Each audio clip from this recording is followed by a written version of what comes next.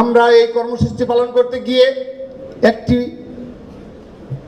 বিষয় বিশেষভাবে লক্ষণীয় ছিল, যখন আমরা মাদ্রাসায় বিভিন্ন ঢাকার সকল রাজধানীর বিভিন্ন মাদ্রাসায় যখন আমাদের কেন্দ্রীয় সংসদের বিভিন্ন নেতৃবৃন্দ প্রচারণায় গিয়েছে, অংশগ্রহণের জন্য আহ্বান জানিয়েছে এবং মাদ্রাসা শিক্ষকদের সাথে কথা মত বিনিময় করেছে, আমাদের মনে হয়েছে এই রাষ্ট্রের অবশ্যই মাদ্রাসা শিক্ষার্থীদের জন্য অনেক বেশি দায় রয়েছে এবং আমরা আশা করব ছাত্রদলের পক্ষ থেকে এই নির্দলীয় সরকার রয়েছে কিংবা আগামীতে সাধারণ জনগণের ভোটে যারাই ক্ষমতায় আসবে তারা অবশ্যই মাদ্রাসা শিক্ষার্থীদের জন্য বিশেষভাবে নজর দেবে এবং গতানুগতিক ধারার বাইরে এসে আমাদের বিশ্ববিদ্যালয়ের ন্যায় যে শিক্ষার্থীরা যে সুযোগ সুবিধা ভোগ করে তারাও যেন সেজন্য সুযোগ সুবিধার আওতায় আসতে পারে, সেজন্য ছাত্রদলের পক্ষ থেকে আমরা অনুরোধ জানাচ্ছি।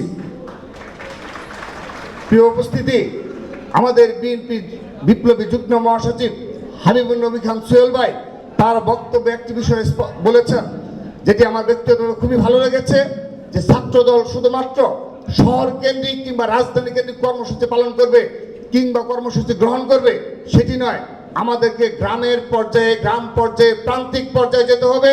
সেখান থেকে মেধাবীদের বের করে এই রাষ্ট্র বিনির্মাণে তাদেরকে সহযোগিতা করতে হবে। তা আমরা ইতিমধ্যে ছাত্রদল কেন্দ্রীয় সংসদের পক্ষ থেকে এই মাহে রমজান শেষ হওয়ার পর আমরা ইতিমধ্যে সে ধরনের কর্মসূচি ইতিমধ্যে গ্রহণ করেছি।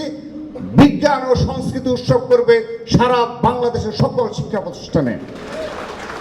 ইতিমধ্যে বাংলাদেশ জাতীয় ছাত্রদল সেই কর্মসূচি গ্রহণ করেছে।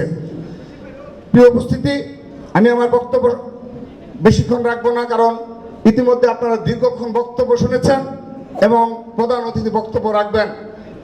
আমি একটি বিষয় অবতারণা করতে চাই। ছাত্রদল এই বিগত কয়েক মাসে এই জুলাই আগস্টের পর মিডিয়া ট্রায়ালের শিকার হচ্ছে, তারা বারবার মিডিয়া ট্রায়ালের শিকার হচ্ছে, সোশ্যাল মিডিয়ায় প্রপাগান্ডার শিকার হচ্ছে।